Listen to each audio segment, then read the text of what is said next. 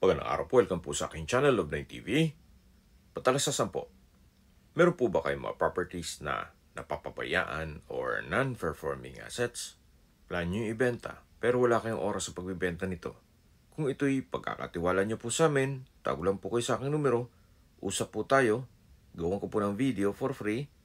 Yes, libre po, wala po kayong babayaran. Tutulungan pa namin kayong mabenta ang inyong property.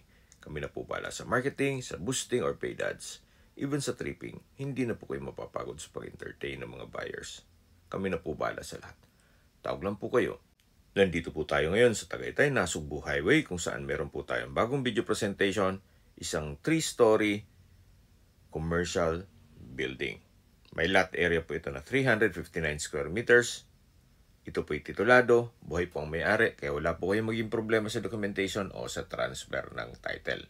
May floor area po ito na 1,120 square meters at may overlooking view ng Taal Lake at Volcano. Dito po sa garahe sa taas ay kakasya ang 6 na sasakyan at sa labas naman ay kakasya ang 4 na sasakyan. Napakalaki pa po ng espasyo, marami po kayong pwedeng i-project dito. Pwede po itong gawing opisina, warehouse, restaurant, o gawing tindahan.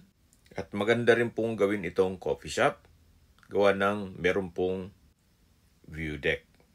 Ito po yung nasa mataas na lugar. Ang estimated elevation above sea level ay 2,000 feet. Kahit po dito sa ground floor ay tanaw pa rin po ang Taal Lake. Medyo foggy lang po kaya hindi natin gan maaninag. May elevator na rin po ito. At dito po sa garahe ay meron pong mga kwarto. Ito pong natatanaw natin, isa po yan sa mga kwarto dito. Na kung saan meron din pong banyo.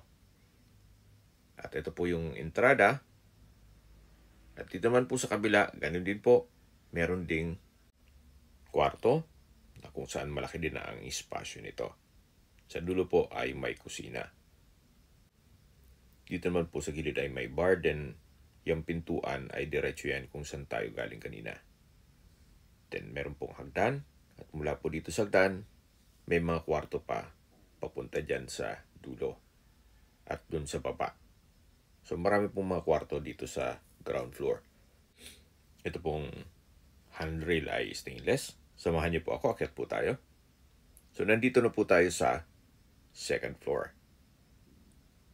May mga kwarto dito sa gilid. Dito naman sa kabilang side ay open lang. Walang partitions. Pero meron din pong overlooking view dito. At yung sa dulo na nakikita natin ay yung hydraulic elevator. Kaya po nabanggit ko nina, maganda po itong gawing restaurant. O di kaya ay bar o bistro. Dito yung banda. At dyan naman yung mga table. So mula po dito, matatanaw naman yung Taal Lake. Pero medyo foggy po talaga kaya hindi ganun ka-visible. Pero subukan po natin na ilabas ng camera. Yan po yung Taal Lake, yung medyo foggy area. Then dito naman ay ridgeside na. So balik po ulit tayo dito sa loob. So, mula po dito sa kanto, yan po yung kabuang espasyo dito sa second floor na maganda pong gawing alfresco restaurant. Then dito naman, yung mga maliit na kwarto, pwedeng gawing video okay room. Para kung sakaling gustong mag-bonding ang magpamilya, pwede po dito. At dito po sa likod may access door na papunta naman sa taas kung saan marami ding kwarto ito. Ito po yung kwarto sa kabilang side. Malaki din po ang espasyo. At dito naman po yung hallway na papunta dito sa dulong kwarto. Sa dami po nitong mga kwarto, pwede po kong gawin din itong call center. So, depende po sa inyo once na ma-acquire nyo itong property kung anong pwedeng maging project ninyo. Dito po ay may banyo o toilet and bath. Malaki naman ang espasyo nito. Ganun din po dito sa dulo. Ito po yung hagdan na papunta naman sa attic. Samahan niyo po ako. Akyat po tayo. Sa structure naman po, maayos pa naman, walang mga cracks. Pintura na lang po ang kulang dito. So ito po yung attic. Then, dun sa kabila ay meron din pong possible na maging kwarto o stock room. Okay, baba po tayo para check natin ibang parte nitong building. Balik po ulit tayo dito sa hallway at dito po tayo sa dulong kwarto dadaan para masilip ulit natin itong vacant na space dito sa second floor. Kahit po may senior citizen o PWD, walang problema gawa ng meron pong hydraulic elevator. Yan po, tunghayan nyo po. Marami po kayong pwedeng i-project dito. Kung natatanaw nyo po yung maliit na stage, dyan po tayo galing kanina. Dito naman po yung hagdan na papunta po sa view deck. Ganun din po, naka-stainless na handrail at railing. Ito pong view deck ay napagandang gawing pasyalan at ganun din po alfresco restaurant na may overlooking view. At syempre, meron din pong hydraulic elevator. At meron na rin pong mga nakasetup na mga disenyo para kung sakaling gusto magpa-picture ang inyong mga magiging kliyente, yan po sa glass bridge. Opo, meron pong glass bridge dyan sa dulo. Napakalawak po ng espasyo din dito. Okay, check na natin dito sa glass bridge. Napaganda po ng tanawin. Very relaxing. Tahimik ang lugar, sariwa ang hangin, at syempre po, malamig ang klima. Habang pinagmamasdan niyo po ito, at taglibot po tayo, pag-usapan na natin ang distance, location, at travel time. Ito po ay along Tagaytay-Nasugbu Highway at malapit sa mga restaurants dito sa paligid. Mula po sa Twin Lakes, ang distance is 4.4 kilometers at ang travel time is 7 minutes. At mula naman po sa Mendez Crossing, ang distance is 3.9 kilometers at ang travel time is 11 minutes. Sa Mendez Crossing po ay kumpleto na rin gaya ng public market, groceries, convenience store, remittance center, banks, at iba pang business establishments.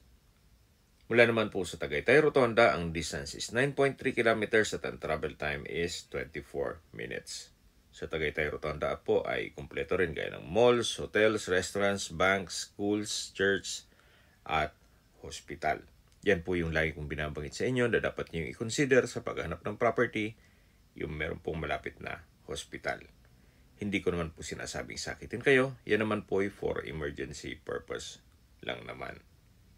At mula naman po sa Calac Silang Interchange, ang distance is 41.8 kilometers at ang travel time is 58 minutes.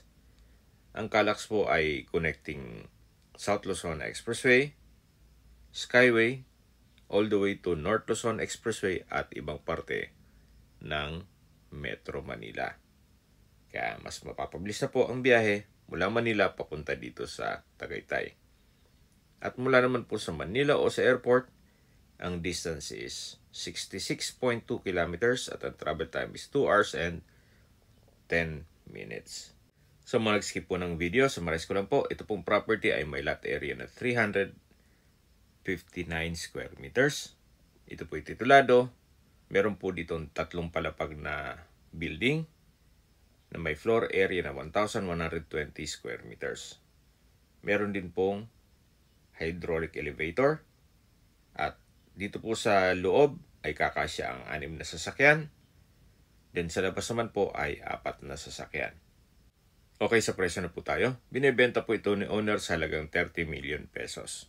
Kung may mga katanungan po kayo, tawag lang po kayo sa aking numero. At sa mga kababayan naman natin nasa ibang bansa, meron po akong Telegram. Sa mga iPhone user man may message, meron din pong Imo, Skype, Viber at WhatsApp. Same number lang po, 0917-316-3399. Sa mga nagtatanong naman po ng aming Facebook, meron po aming Facebook page na Nov9TV at Facebook Reels Video. Meron din pong TikTok at Instagram. May ibang YouTube channel po kami na The Nov9 TV channel at Nov9 TV Listings. Sana po naibigyan yung aming video presentation. Paki-like and subscribe na po sa aking channel para ma-update din po kayo sa aking future listings. Kung sakali po hanap nyo yung mas malaking sukat ng lupa, meron din po kami ibang listings na pwede nyong pagpilian. Huwag po kayong matubiling tumawag sa amin, then let us know your budget para malaman namin kung anong property pwede namin i-alok sa inyo. Sa lahat pong viewers, subscriber at nagtiwala po sa amin, salamat po sa suporta. Ingat po kayo lagi at yung pamilya. Maraming salamat po.